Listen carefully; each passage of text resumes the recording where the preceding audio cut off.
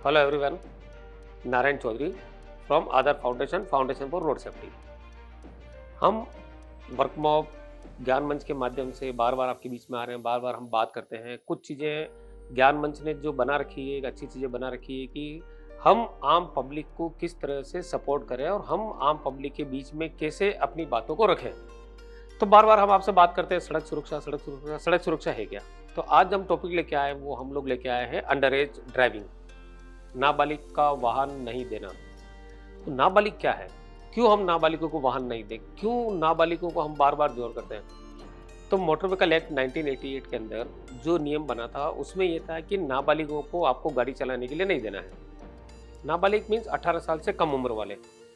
अब 18 साल से कम उम्र वालों को गाड़ी नहीं देनी, इसके पीछे बेसिक लॉजिक क्या है।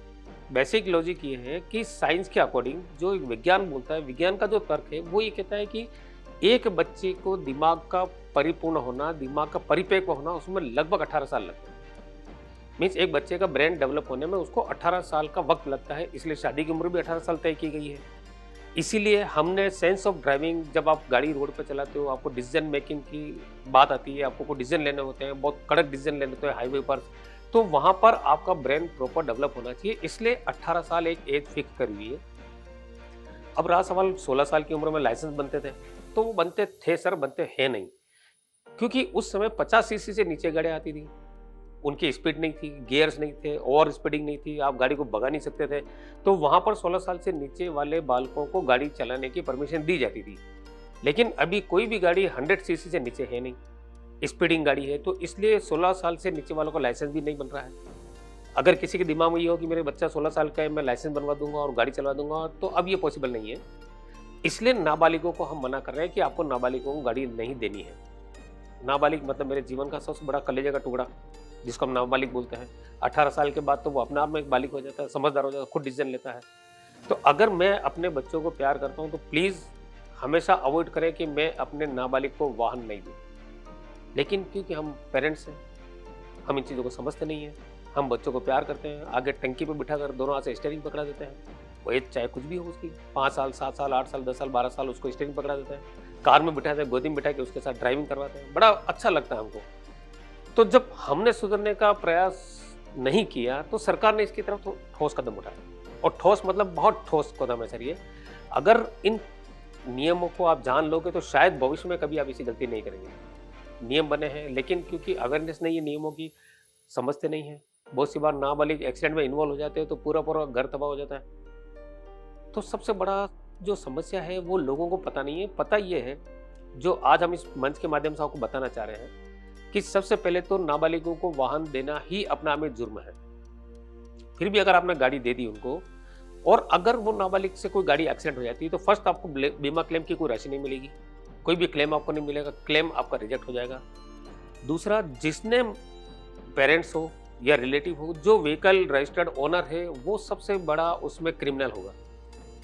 अगर पेरेंट्स ने गाड़ी दी और कोई अंडर एज बच्चा गाड़ी चला रहा है, तो पेरेंट्स को जुर्माना और जेल दोनों भुगतना पड़ेगा। जुर्माने की रकम 5,000 से 25,000 रुपये तक की है। जेल, एक जो कानून प्रावधान नया बना है, जो नया मोटर व्हीकल बिल अमेंडमेंट हुआ है, उसमें यह है कि लापरवाही पूर्वक वाहन चलाकर दुर्घटना कारित करना, उसमें नई धारा जोड़ दी गई, अटेम्प्ट टू मर्डर। मीन्स आपने किसी को जानबूझकर उसका मर्डर किया है, तो आपके ऊपर साथ साथ वो धाराएं भी चलेगी। अब आप नाबालिग हैं तो आपको क्लेम नहीं मिलना है, सामने वाले ने क्लेम कर दिया, वो क्लेम भी आपको पे करना है। तो किसी भी कंडीशन में नाबालिग को नहीं देना है। अगर नाबालिग वाहन चलाते हुए पाए गए तो उनके ऊपर जुर्माने के साथ, सजा के साथ साथ उनका 25 साल तक के लिए लाइसेंस भी नहीं बनेगा। 25 साल की उम्र तक लाइसेंस भी उनका बैन हो जाएगा।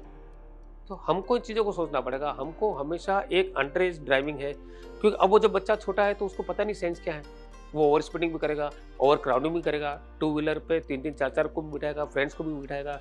नया ट्रेंड और ये भी है कि भी 12 बजे आप बर्थडे पार्टी मनाने जा रहे हो, फिर आप किस कंडीशन में घर आ रहे हो, drink and drive, over speeding, over crowding, over riding, आपका रेड लाइटिंग, जंपिंग। तो ये सब चीज़ें छोटी एज में आती है। जब आप बड़े हो जाते हो तो धीरे धीरे आपके पास सेंस आते हैं, वो सेंस आपको इस उम्र में नहीं मिलेगा।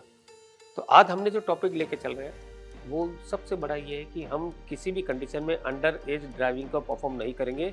ये जिम्मेदारी बच्चों की नहीं है। इसमें सबसे बड़ा जो हम लोग मानते हैं पेरेंट्स फॉल्ट है। पेरेंट्स को सजग होना होगा। पेरेंट्स अगर गाड़ी देते हैं तो सबसे बड़ा क्राइम पेरेंट्स है, सबसे बड़ा इन्वॉल्वमेंट, क्रिमिनल इन्वॉल्वमेंट पेरेंट्स का हो गया। तो हमेशा पेरेंट्स को ही ध्यान रखना है कि हम कितनी भी इमरजेंसी हो, कितनी भी जल्दबाजी हो, अपने बच्चों को गाड़ी नहीं दें। ये एक सबसे बड़ा शिक्षाप्रद टॉपिक आज का इस मंच के माध्यम से हम देना चाह रहे हैं कि अगर आप अपने बच्चों को प्यार करते हैं तो please avoid under as driving. और इसी टॉपिक के साथ हम आपको बार बार ये कहना चाहते हैं कि अगर रोड एक्सीडेंट में कोई घायल होता है तो प्लीज़ आप उसकी मदद करें, उसको देख के भागे नहीं। सड़क दुर्घटना में घायल व्यक्ति की मदद करने वाले के लिए कभी कोई भी कानून पड़पच नहीं है, कोई कानून अड़पंच नहीं है। साथ ही एक गुड समैरिटन अवार्ड जो पिछले साल 5 साल था, 5,000 रुपये था, अब वो 10,000 रुपये हो गया है। तो आपको एक सर्टिफिकेट और 10,000 का गिफ्ट चेक भी दिया जाएगा। सो कृपा करके रोड एक्सीडेंट में घायल व्यक्ति की हेल्प करें, उसको देख के भागे नहीं, खड़े रह के वीडियो नहीं बनावें और किसी भी कंडीशन में अंडर एज ड्राइविंग को परफॉर्म नहीं करें। जय हिंद, जय भारत, कर भला तो हो भला।